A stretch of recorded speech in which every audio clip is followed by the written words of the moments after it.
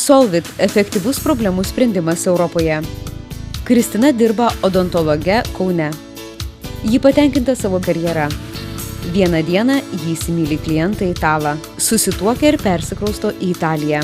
Kristina, nemėgstanti sėdėti sudėjusi rankų, pradeda ieškoti darbo pagal odontologijos specialybę. Tačiau Italijoje nepripažįstamas jos lietuviškas odontologijos diplomas. Jauna moteris bando surasti išeitį. Ji kreipėsi į Lietuvos Solvit centrą, užpildo anketą internete. Lietuvos Solvit centras susisiekė su Italijos Solvit centru.